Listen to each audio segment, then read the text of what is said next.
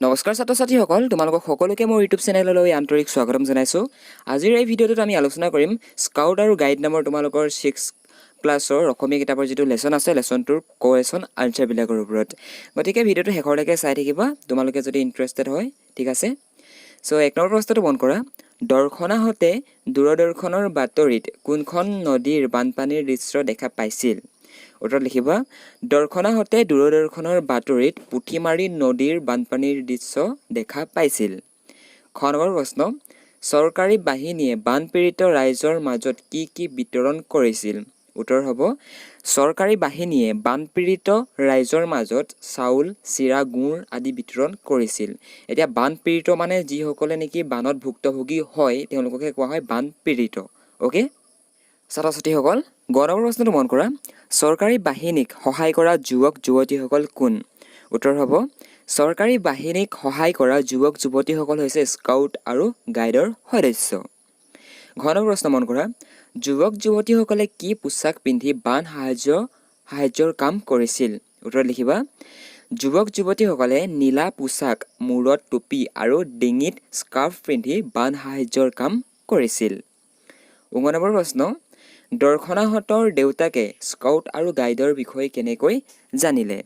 উত্তৰ হ'ব, দৰ্শনাহঁতৰ দেউতাকে এসময়ত স্কাউট আৰু গাইডৰ সদস্য আছিল। সেইবাবে দৰ্শনাহঁতৰ দেউতাকে স্কাউট আৰু গাইডৰ বিষয়ে জানিলে নতুবা জানিছিল।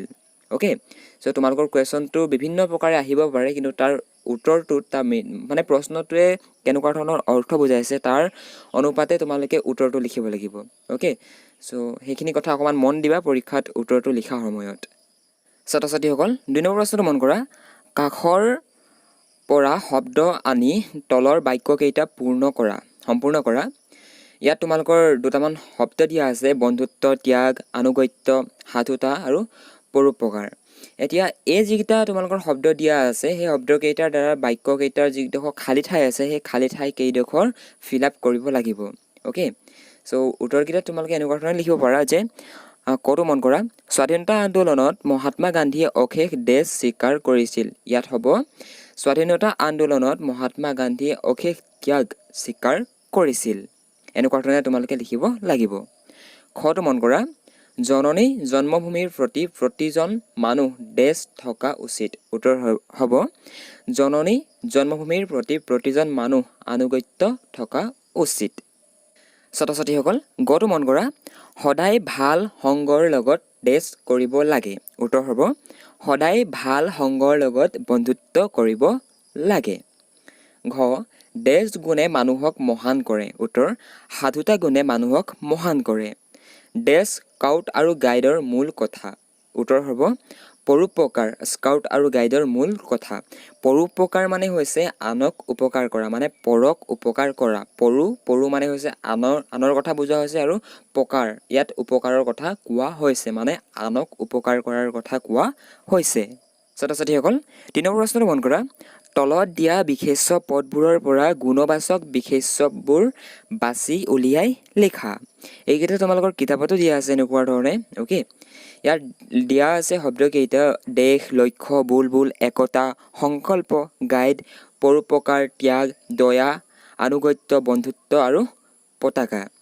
উত্তৰত হ'ব তোমালোকৰ লক্ষ্য, একতা, সংকল্প, পৰোপকাৰ, ত্যাগ, দয়া, আনুগত্য আৰু বন্ধুত্ব। এইকেইটা হৈছে গুণবাচক বিশেষ্য। অ'কে, চ' তোমালোকে বিশেষ্য আৰু গুণবাচক বিশেষ্য মানে অসমীয়া ব্যাকৰণৰ যিখিনি কথা সেইখিনি কথা তোমালোকে পৰাপক্ষত পঢ়িবলৈ চেষ্টা কৰিবা। আৰু মোৰ চেনেলত অলৰেডি তোমালোকৰ অসমীয়া ব্যাকৰণ, ইংৰাজী ব্যাকৰণ সকলোখিনিৰ ওপৰত ভিডিঅ' বনাই থৈ দিয়া আছে। তোমালোকৰ যদি প্ৰব্লেম হয় তেনেহ'লে তোমালোকে সেই ভিডিঅ'বিলাক চাব পাৰা। আৰু তোমালোকৰ সেই ভিডিঅ'খিনি যদি একবাৰ চোৱা তেনেহ'লে তোমালোকৰ কোনো ধৰণৰ আৰু এক্সট্ৰা টিউশ্যন ল'বৰ কাৰণে প্ৰয়োজন নাই। তোমালোকে এই ভিডিঅ'বিলাক চাই সকলোবিলাক কথা ঘৰতে বহি আয়ত্ব কৰিব পাৰিবা। 4 নম্বৰ প্ৰশ্নটো মন কৰা। বিপৰীত অৰ্থ বুজোৱা শব্দ লিখা। ন্যায় হ'লে হ'ব অন্যায়। সৎ চৰিত্ৰ হ'লে হ'ব অসৎ চৰিত্ৰ। সাধু হ'লে হ'ব অসাধু। বিশ্বাস হ'লে হ'ব অবিশ্বাস। হিত হ'লে হ'ব অহিত।